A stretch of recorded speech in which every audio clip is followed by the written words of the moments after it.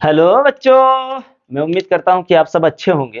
दोस्तों, आज हम लोग इस वीडियो लेक्चर में बात करने वाले हैं चेन आइसोमेरिज्म की, जिसको हम लोग हिंदी में श्रृंखला समावयवता कहते हैं। तो चलिए, लेट करने की बात बिल्कुल नहीं है, लेकिन इससे पहले थोड़ा सा समझ लेते हैं दोस्तों कि आइसोमेरिज्म कितने प्रकार के होते हैं, यानी समावयवता कितने प्रकार के होते हैं। तो आइए देख लेते हैं समावयवता।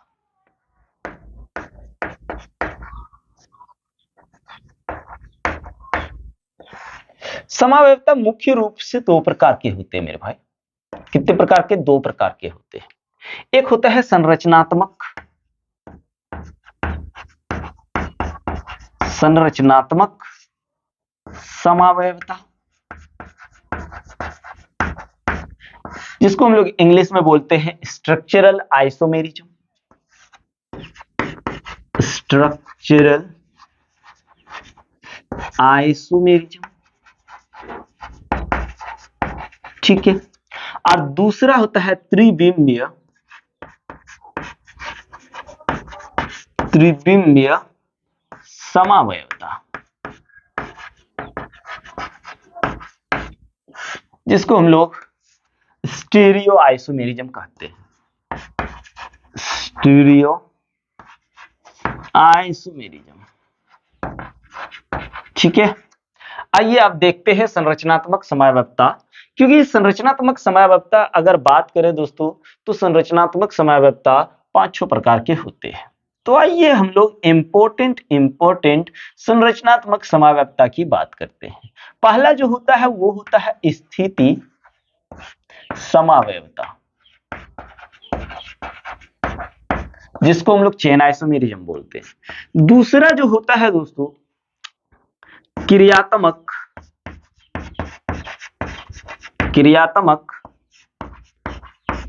समूह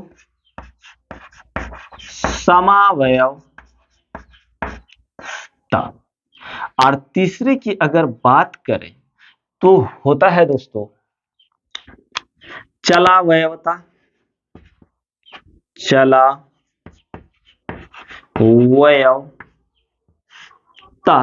और उसके बाद अगर बात करें तो मध्या वयवता। और हम लोग पांचवें की बात करें श्रृंखला समावयवता। श्रृंखला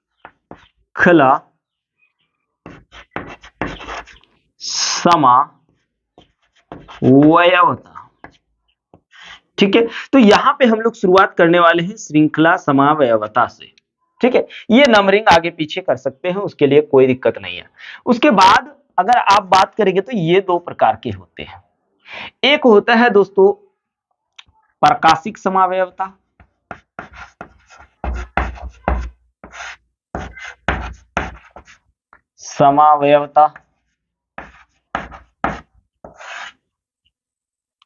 और दूसरा जो होता है ज्यामितीय समावयवता। ज्यामितीय समावयवता। तो चलो भाई, थोड़ा सा इसका स्क्रीनशॉट ले लो, उसके बाद हम लोग शुरुआत करते हैं चेन आइसोमेरिज्म से। ले लीजिए फटाक से। तो ले लिए भाइयों, अब हम लोग शुरू करने वाले हैं श्रृंखला समावयवता। चलो भाई, लेट करने की बिल्कुल हम लोग लेट तो करेंगे ही नहीं। चलिए, श्रृंखला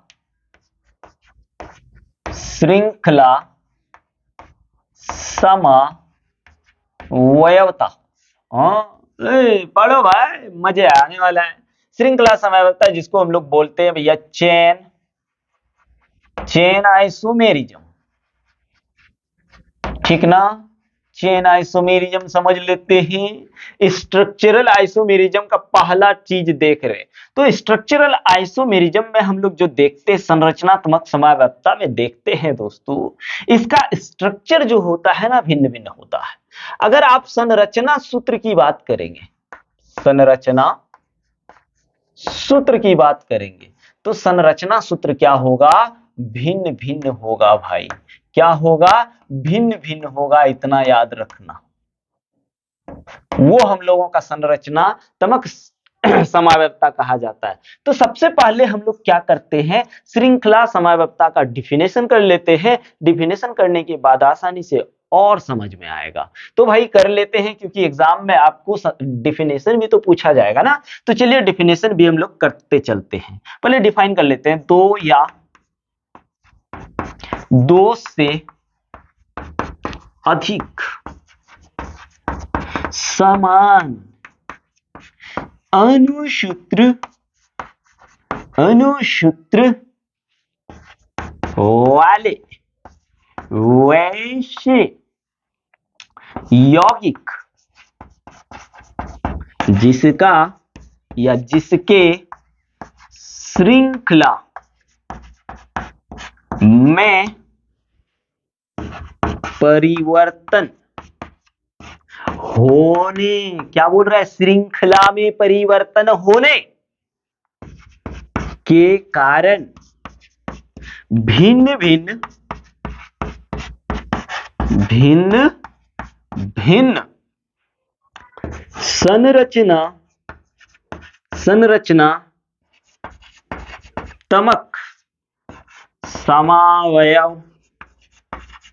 समवयवता प्रदर्शित करता है।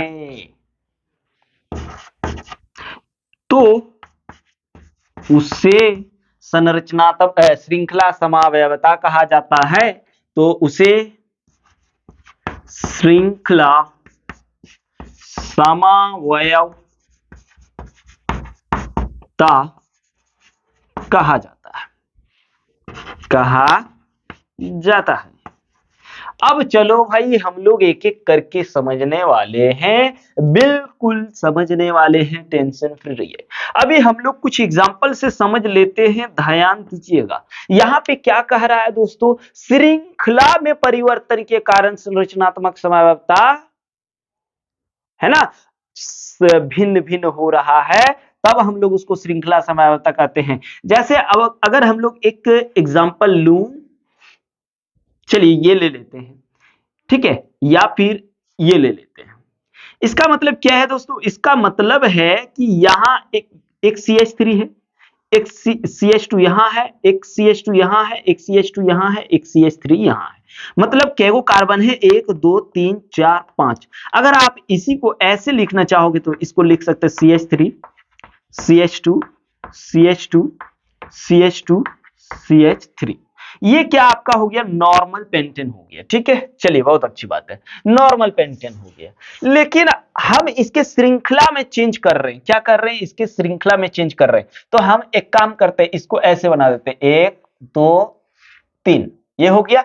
अब एक यहां से खींच दिए, आप गिन के देखिए, कार्बन 5 को ही है, 1 2 3 4 5, लेकिन स्ट्रक्चर देखिए अलग हो जा रहा है। स्ट्रक्चर क्या हो रहा है दोस्तों, अलग हो जा रहा है। ठीक है, इसका अगर नाम बोलें तो इसका नाम डायरेक्ट हम पेंटेन लिख देते हैं, या नॉर्मल पेंटेन। क्या, नॉर्मल पेंटेन की बात करते हैं, नॉर्मल पेंटेन।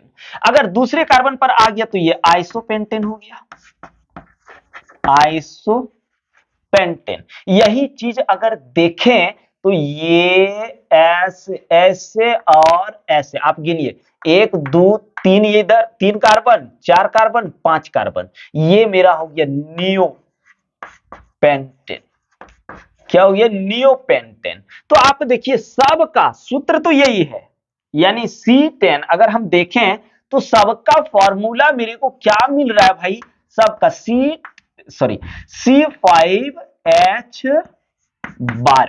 C5H12। देखिए इसका क्या है कि इसका अणुसूत्र तो सेम है, सब स्ट्रक्चर का आप देखिए अणुसूत्र सेम है, लेकिन स्ट्रक्चर संरचना सूत्र की बात करें दोस्तों तो अलग अलग है। संरचना सूत्र क्या है, अलग अलग है। इसका मतलब यहां समझिए, इसके श्रृंखला में चेंज हुआ है। और एक एग्जांपल से आइए समझ लेते हैं, बड़ा मजा आने वाला है। चलो यहां पे एक एग्जांपल हमने ये ले लिया, यहां OH दे दिया। अब यहां देखिए, ये OH क्रियात्मक समूह है, ये श्रृंखला नहीं है। श्रृंखला तो यहां से यहां तक है मेरा, तो ये क्या है, क्रियात्मक समूह है दोस्तों। अगर हम इसका क्रियात्मक समूह, तो ये तो जहां का तहां रहेगा, अगर इसको आप इधर उधर करेंगे तो फिर वो गलत हो जाएगा। इसको जहां का तहां रहने दीजिए। हम लोग जो कर सकते हैं, कार्बन को ही इधर उधर कर सकते हैं। तो क्या वो कार्बन है, 1 2 3, इसको हम ऐसे लिख सकते हैं, और यहां एगो खींच दिए CH3, मतलब ये ऐसे है दोस्तों, देखो CH3 CH2 CH2OH, इसका नाम हो गया प्रोपेनॉल, प्रोपेनॉल, ठीक है, क्या हो गया, प्रोपेनॉल।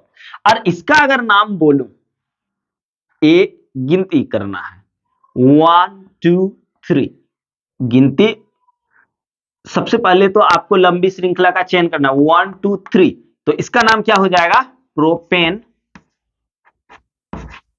Propane two all. अगर हम लोग देखते हैं और एक एग्जांपल लेकर के,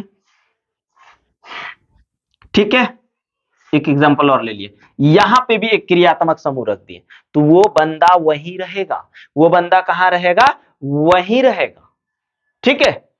बस हमको क्या करना है, केवल इसके श्रृंखला में चेंजिंग करना है, क्रियात्मक समूह में चेंजिंग नहीं करना है। ऐसा नहीं कि ये डबल बॉन्ड को यहां ले आऊं, ये गलत हो जाएगा। अगर आप देखें तो ये बन जाएगा, ये